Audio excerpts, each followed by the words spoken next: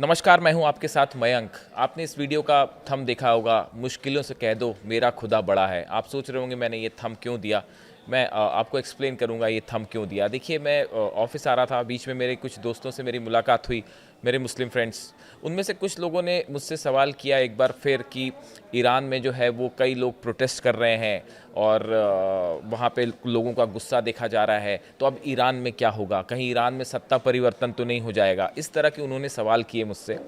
जब वो सवाल कर रहे थे मुझसे तो मेरे दिमाग में मैंने हाल ही में एक गाने की कुछ पंक्तियाँ सुनी थी, एक प्रेयर है उसकी कुछ पंक्तियाँ सुनी थी। तो जब मुझसे ये सवाल हो रहे थे, जब वो मुझसे ईरान के इस प्रदर्शन के बारे में पूछ रहे थे या अली खामेनी साहब की सत्ता के बारे में सवाल कर रहे थे, तो मेरे जहन में वो पंक्तियाँ प्रेयर की जो हैं वो गूंज रही थी। मैं आपको एक बार पहले वो 2-4 पंक्तियाँ आपने सुनी ही होगी, मुझे यकीन है। ये मत कहो खुदा से मेरी मुश्किलें बड़ी हैं, इन मुश्किलों से कह दो मेरा खुदा बड़ा है।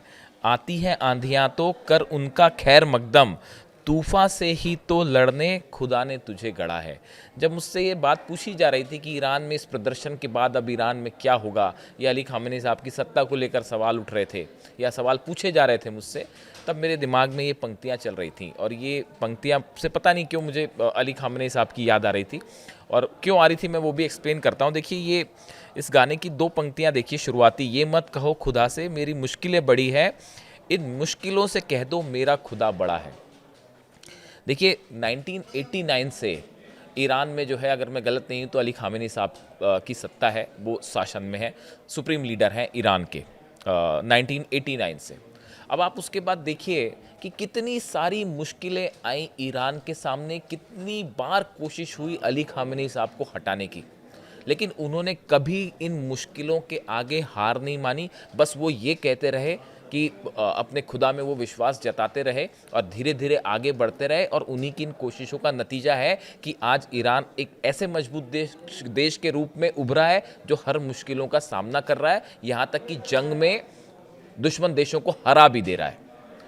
आप देखिए, जो ये गाने की पंक्तियाँ हैं, मैं आपको बता रहा हूँ मैंने कैसे उसे कोरिलेट हुई मेरे दिमाग में। ये मत कहो खुदा से मेरी मुश्किलें बड़ी हैं, इन मुश्किलों से कह दो मेरा खुदा बड़ा है। ये जो विश्वास है, ये हमेशा, ये जो फेथ है, ये अली खामेनी साहब ने अपने पूरे लाइफ स्पैन में ईरान को हमेशा संदेश दिया।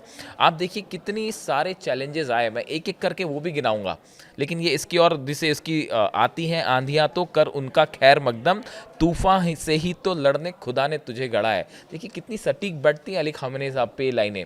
जंग हो रही है, सैंक्शंस लग रहे हैं, दुनिया भर की साजिशें हो रही हैं, लेकिन ये तूफान से लड़ने के लिए ही तो शायद खुदा ने अली खामेनी साहब को बनाया है। आप कोरिलेट सोच के देखिए, जोड़ के देखिए थोड़ा सा। खैर, ये गाने की बात अलग हुई, प्रेयर की बात अलग हुई। मैं आपको 10 बड़ी चुनौतियां बताता हूं जो ईरान ने फेस की, जो अली खामेनी साहब ने फेस की, और सब पे उन्होंने जीत हासिल की। आप देखिए, पहली बात तो हम इस वॉर की कर लेते हैं, जो इजराइल के साथ जंग हुई। इस जंग में जब भी कोई देश जंग में जाता है तो उसकी इकोनॉमी के लिए, अर्थव्यवस्था के लिए, देश के लिए एक बड़ी चुनौती होती है। और बड़ी साधारण सी बात है कि उसका असर उस देश पे पड़ना लाजमी है, स्वाभाविक है। 12 दिन की जंग होती है, ईरान अकेला लड़ता रहा, ईरान के कई कमांडर शहीद हुए, कई देशों ने मिलकर हमला किया, इजराइल हमला कर रहा था, बैकिंग अमेरिका की भी थी, और अमेरिका ने भी फिर बम्बार्डमेंट किया, सब कुछ किया, लेकिन उसके बाद ईरान अकेला लड़ता रहा। लेकिन ईरान ने हार नहीं मानी, ईरान ने इस जंग में जीत हासिल की, और इसमें बड़ी भूमिका अली खामेनी साहब की रही। इसको पूरी दुनिया ने देखा। बात नंबर 1, देखिए इस साल जो है जंग का सामना करना पड़ा ईरान को। दूसरा, आप देखिए कितने सारे सैंक्शंस लगे ईरान के ऊपर। आज की बात नहीं है, सालों से सैंक्शंस लगे हुए हैं। तरह तरह के इकोनॉमिक सैंक्शंस हैं, स्नैपबैक सैंक्शंस हैं, व्यापार पर प्रतिबंध है। उसके बाद बड़ी स्वाभाविक सी बात है कि ईरान की इकॉनमी से सफ़र करेगी, लेकिन उसके बावजूद ईरान की गवर्नमेंट ने हर तरह से कोशिश की, दूसरे देशों से भी संपर्क करके अपने व्यापार को आगे बढ़ाने की कोशिश की। अब आप देखिए, आजकल ग्लोबलाइजेशन का ज़माना है, कोई भी देश आइसोलेशन में इकॉनमी को आगे बढ़ाना उसके लिए मुश्किल होता है।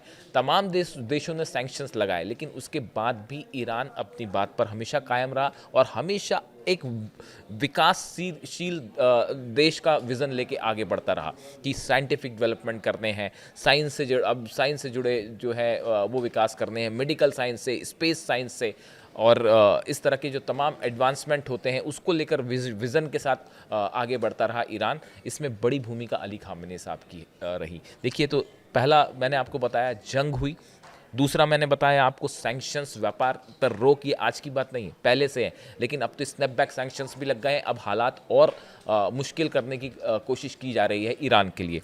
आप तीसरी बार देखिए, ईरान जो है कि तेल कारोबार पर कितने सारे प्रतिबंध लगाए गए, कितनी सारे लोगों पर बैन्स लगाए गए। इंडिया की भी कई कंपनीज पर बैन लगा जो व्यापार कर रही थी ईरान के साथ। चीन की कई कंपनीज पर बैन लगा।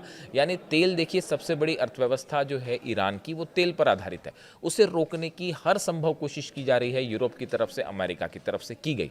उसके बाद भी ईरान जो है कोशिश कर रहा है कि इसे किसी तरह से मैनेज किया जाए। यानी देखिए, इकॉनमी सफ़र होना लाजमी है, और जब ऐसे बड़ी बड़ी चुनौतियां सामने आती हैं तो किसी भी देश में महंगाई बढ़ना स्वाभाविक है, उसकी अर्थव्यवस्था डगमगाना स्वाभाविक है।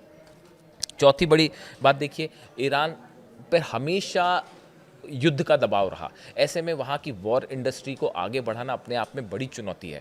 मिसाइल्स नहीं बनाना, हथियार नहीं नए बनाना, डिफेंस सिस्टम नया डेवलप करना, इसको देखिए, एक इजराइल जैसे देश का मुकाबला करना आसान नहीं है, बड़ी बात होती है, और उसके लिए वैसी तैयारी करनी होगी, वैसा रक्षा बजट भी चाहिए, और उतनी तैयारी भी करनी होगी जिसमें, और ईरान ने ऐसा करके उसमें जीत भी हासिल की।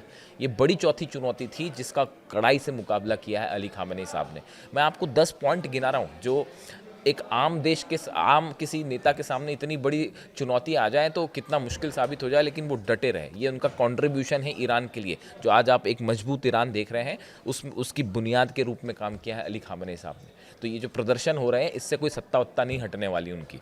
खैर, आगे बढ़ते हैं, हम पांचवी बात करते हैं, अंतर्राष्ट्रीय दबाव। पूरे यूरोप का दबाव, अमेरिका का दबाव, इजराइल का दबाव, तमाम तरह के दबाव पड़े ईरान पर। न्यूक्लियर समझौता करिए, मिसाइल प्रोग्राम रोक दीजिए, तमाम बातें हुई, लेकिन ईरान दबावों के आगे झुका नहीं, इंटरनेशनल प्रेशर के आगे ईरान झुका नहीं।